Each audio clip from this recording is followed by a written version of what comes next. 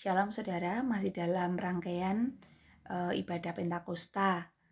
Saya yakin dan percaya setiap kita diberkati dan mendapat banyak pesan melalui setiap firman yang telah disampaikan di ibadah Pentakosta hari-hari ini.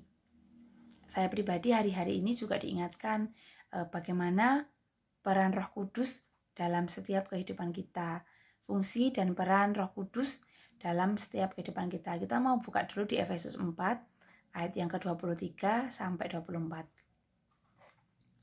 Kita mau baca bersama-sama.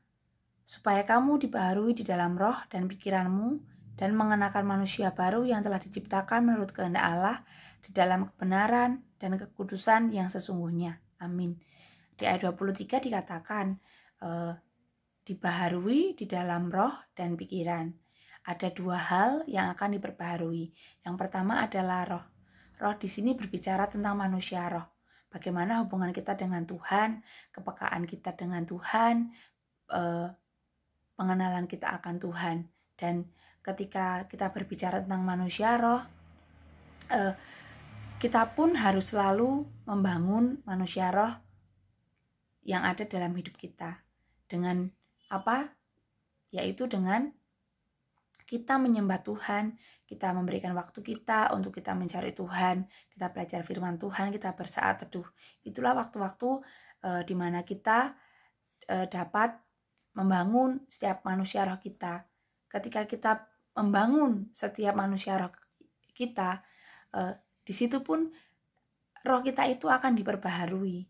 Roh kita itu akan semakin mengerti apa yang jadi kehendak Tuhan, apa yang jadi maunya Tuhan dalam kehidupan kita.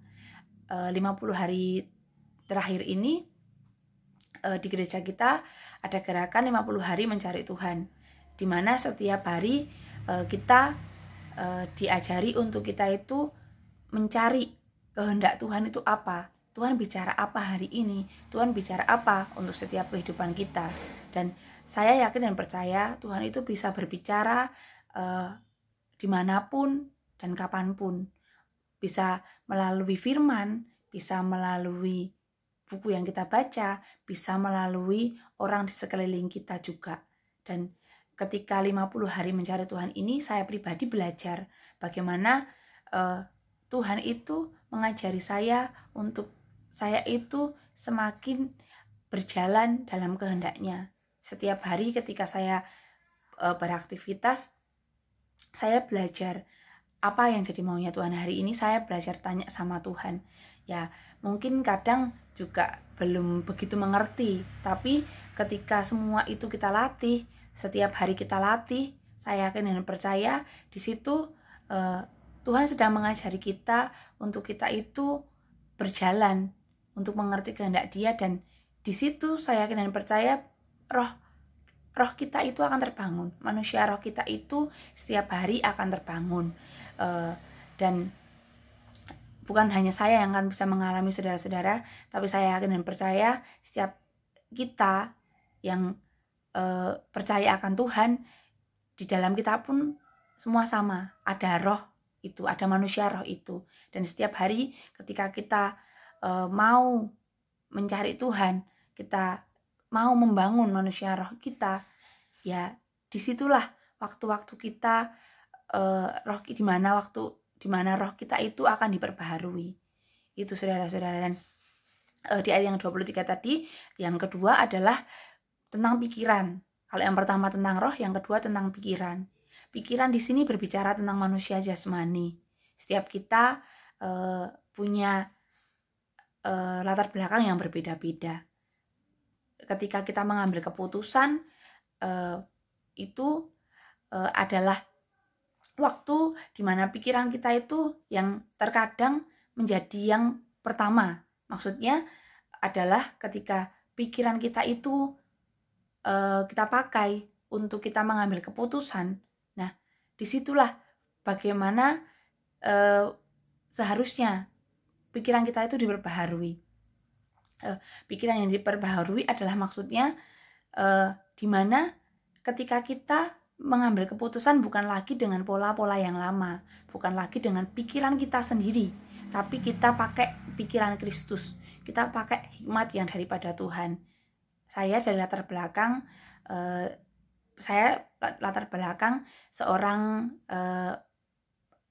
yang belajar tentang manajemen dari kecil. Ya mungkin dari saya remaja itu saya suka tentang administrasi. Bahkan sekarang pun saya bekerja sebagai admin di sebuah kantor di kota Solo. Dan ya keteraturan sebuah sistem itu tuh kadang melekat gitu ya.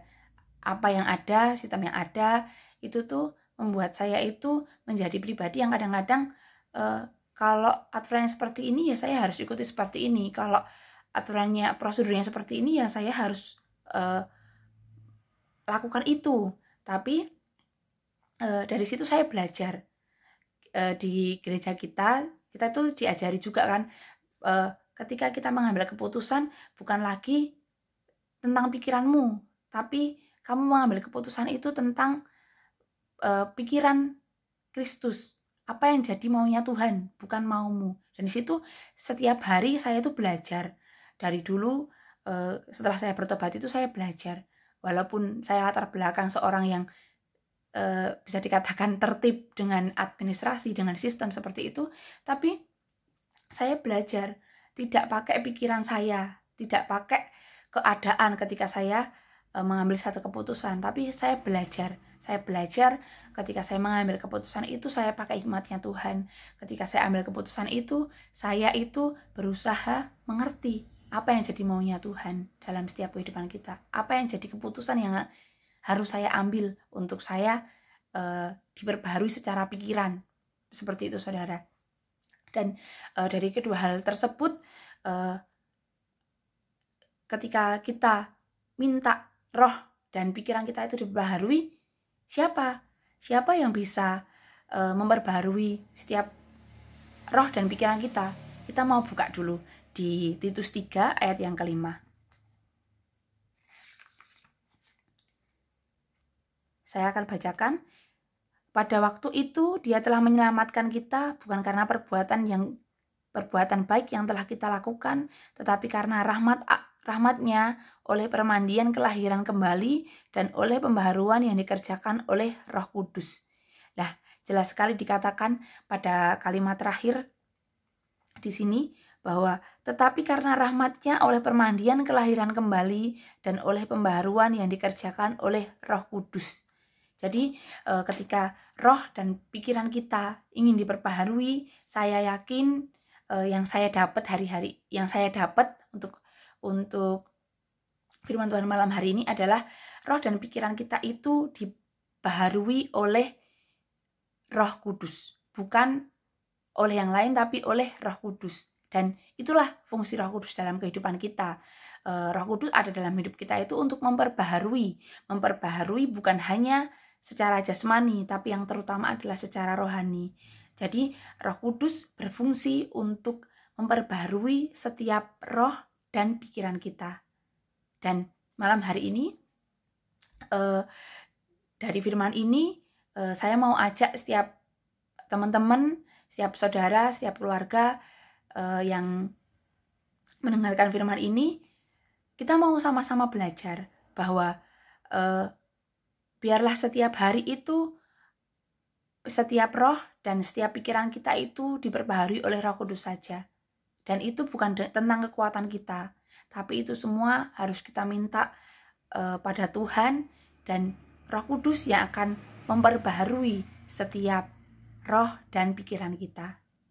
Dan malam hari ini itu yang jadi pesan Tuhan untuk setiap kita, bahwa setiap roh dan pikiran kita akan diperbaharui oleh Roh Kudus. Itu salah satu fungsi Roh Kudus yang saya dapat. Saudara-saudara, biarlah malam hari ini setiap firman ini mengingatkan kita semua, bukan karena keinginan kita, bukan karena kekuatan kita, tapi karena Roh Kudus itu yang bekerja dalam kehidupan kita.